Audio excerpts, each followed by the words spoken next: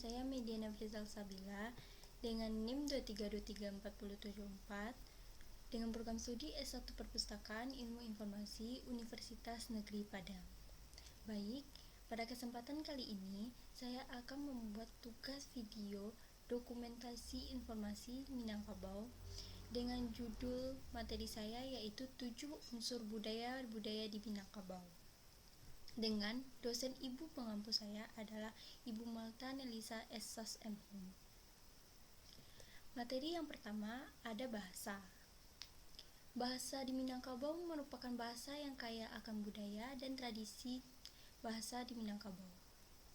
Bahasa Minangkabau tersebut disebut juga dengan bahasa Austronesia yang digunakan oleh suku Minangkabau di Provinsi Sumatera Barat, Indonesia. Sebagai bahasa daerah, bahasa Minangkabau juga berfungsi sebagai lambang kebanggaan di daerah Sumatera Barat dan alat komunikasi antar anggota masyarakat.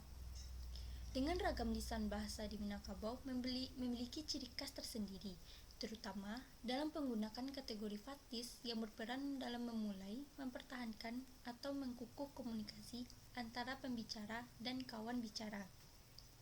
Contoh kosakata bahasa Minangkabau. Yang pertama ada maminum, artinya meminum. Yang kedua ada balari, artinya berlari. Yang ketiga ada talambe, artinya terlambat. Yang keempat ada kasalahan, artinya kesalahan. Yang kelima ada panakwi, artinya penakut. Yang ada keenam ada satio, artinya setiap. Dalam kehidupan sosial masyarakat di Minangkabau, terdapat ada peraturan dan undang-undang yang berlaku, yang disebut dengan adat Minangkabau. Adat ini merupakan pesan dari masa lalu yang disampaikan untuk masa sekarang hingga masa depan, yang mencakup dengan makna, norma, aturan, dan nilai-nilai karakter. Kebudayaan suku Minangkabau memiliki 7 unsur kebudayaan, termasuk bahasa dan sistem teknologi.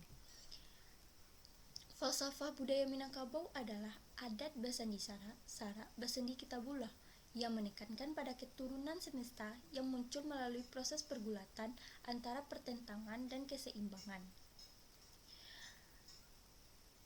Orang Minangkabau merujuk pada saling tompang-menopang, membentuk kebudayaan yang kokoh. Orang Minangkabau juga memiliki kultur etnis dari suku rumpun Melayu yang tumbuh besar dan sekarang melakukan sistem monarki serta menganut sistem tertentu. Ini mencerminkan kompleksitas budaya dan nilai-nilai yang melekat dalam masyarakat Minangkabau. Yang kedua, ada sistem teknologi dan alat produksi. Sistem teknologi dan alat produksi dalam budaya Minangkabau mencakup beberapa aspek yang mencerminkan kekayaan, tradisi, dan perkembangan modern. Contohnya ada rumah dan arsitektur tradisional.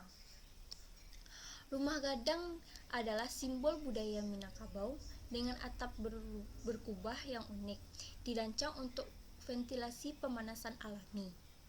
Meskipun modernisasi telah merambah, rumah gadang masih dipertahankan untuk acara budaya atau upacara adat. Yang kedua ada pertanian dan pertanian terpadu. Pertanian tetap menjadi mata pencarian utama di Sumatera Barat, dengan penggunaan tradisional seperti ladang berpindah dan sawah teras. Upaya integritas teknologi modern seperti pupuk organik dan irigasi juga dilakukan. Yang ketiga ada industri kreatif. Contoh penggabungan tradisi dengan teknologi modern di Sumatera Barat adalah pembuatan kain songket, mencerminkan keberlanjutan kebudayaan di Minangkabau. Yang ketiga ada sistem mata pencarian. Sistem mata pencarian adalah cara yang dilakukan oleh sekelompok orang sebagai kegiatan sehari-hari guna untuk memenuhi kebutuhan hidup. Orang Minangkabau sangat menonjol dalam bidang perniagaan sebagai profesional dan intelektual. Mereka juga pewaris terhormat dan tradisi tua di Kerajaan Melayu dan Sriwijaya yang gemar akan berdagang. Hampir separuh masyarakat ini hidup di perantauan. Contohnya, ada petani. Bagi yang tinggal di pinggir laut, mata pencarian utamanya yang menangkap ikan. Yang kedua, ada pertambangan. Suku Minangkabau memiliki cadang bahan baku terutama emas, tembaga, timah, dan lain-lain. Secara tidak langsung, penduduk Minangkabau memiliki ilmu dalam pertambangan, meskipun bahan baku tersebut langsung dijual dan tidak diolah dulu. Yang ketiga, ada kerajinan. Para pedagang Minang melakukan perdagangan dari hasil kerajinan seperti perak, emas, dan sepatu. Ada juga percetakan. Usaha percetakan yang banyak dijalankan oleh pedagang Minang meliputi percetakan undangan atau buku. Yang keempat, ada sistem kekerabatan. Sistem kekerabatan ini adalah budaya yang menganut sistem matrilineal yang mengatur hubungan kekerabatan melalui garis ibu. Dalam sistem ini, seorang anak juga akan mengambil suku ibunya, dan garis ini juga mempunyai arti pada penerus harta warisan, di mana seorang anak akan memperoleh warisan menurut garis ibu. Warisan yang dimaksud adalah berupa harta peninggalan yang sudah turun-temurun menurut garis ibu.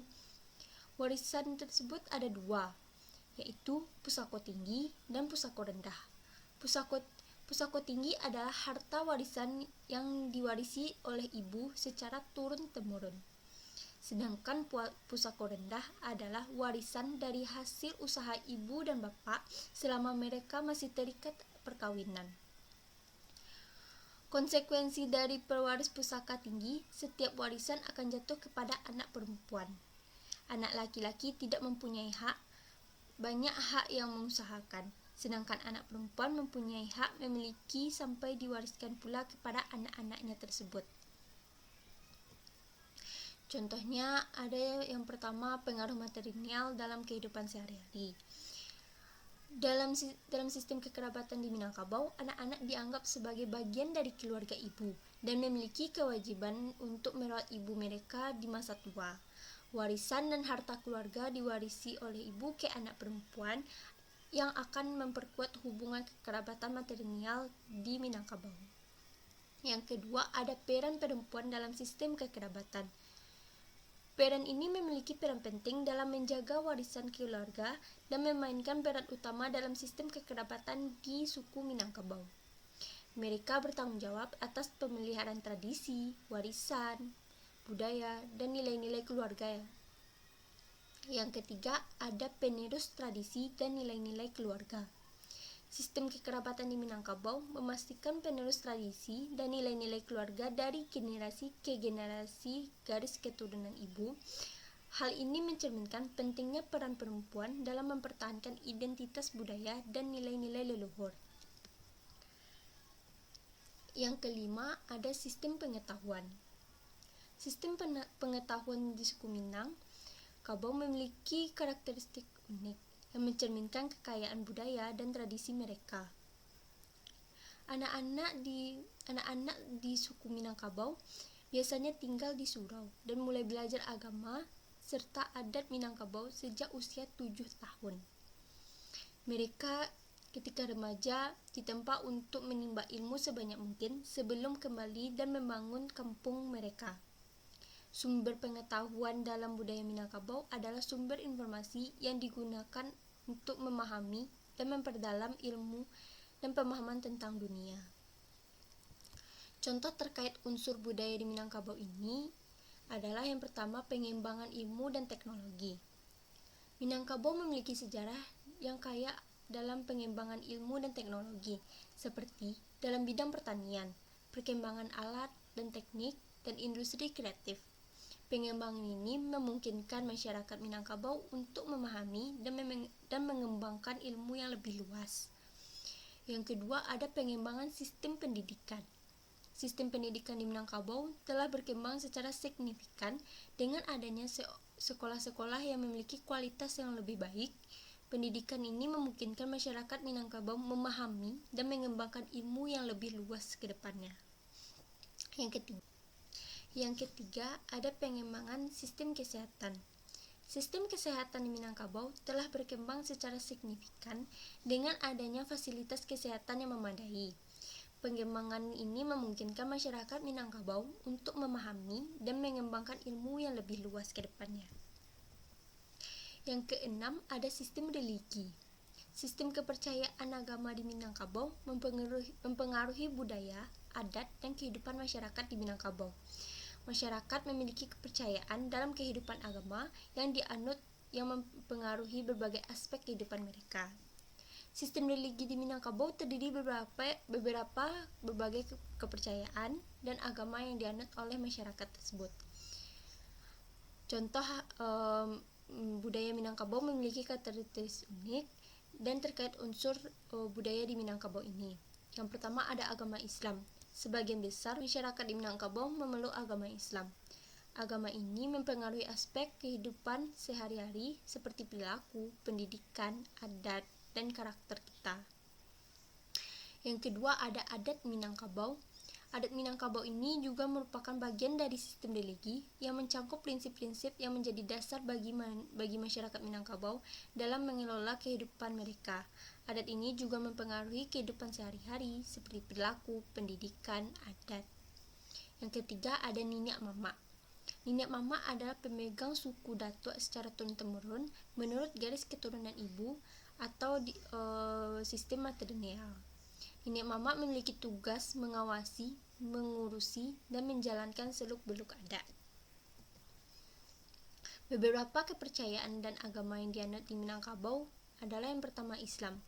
Islam ini merupakan agama utama di Minangkabau yang dianut sebagian besar masyarakat di Minangkabau.